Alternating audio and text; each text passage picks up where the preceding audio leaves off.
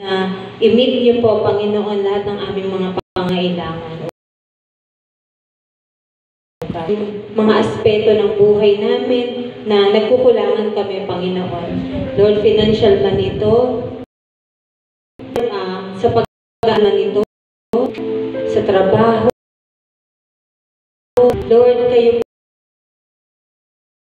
kayo po ang sasagot at tutugon, Panginoon. Pray, O God, because Lord, O God, yung mga may nakakaranas ng sakit, ngayong yung oras na ito, O God, we pray, O Lord, ng kagalingan, O God. Lord, lalo na po si Sister Weng, O God. Lord, dalangin po namin unti-unti pagalingin niyo siya, Panginoon. Itayo niyo po siya, Panginoon. Lord, hindi lamang po we pray and we declare as a church, Panginoon, as rapid recovery, Lord, sa kanya.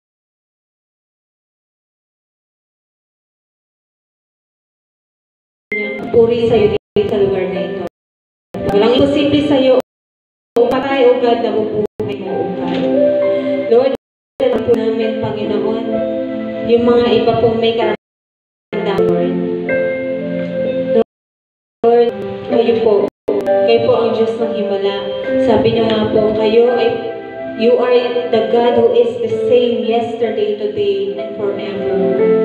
Ang Panginoon na nagpapagaling noon ay siya rin namang Panginoon na nagpapagaling ngayon.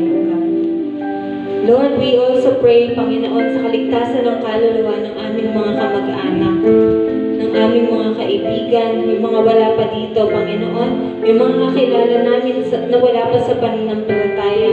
Father God, we pray for them to come to faith, O God. Call them also. Tawagin niyo rin sila, O God, kung papaano niyo po kami tinawag. Baguhin niyo po sila, papaano niyo po kami binabago, Panginoon. Lord, naniniwala kami, Lord, kayo ang Diyos na punong-puno ng awa, Panginoon.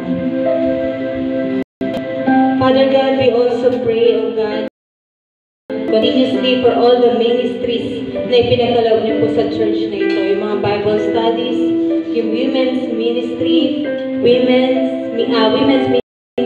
fellowship, O God. Fellowship, O God. Salamat, O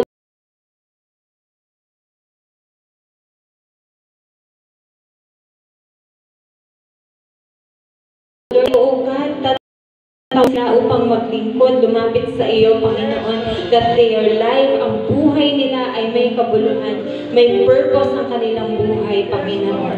Dahil mabuti ka, O God, binigyan mo kami ng purpose, Panginoon.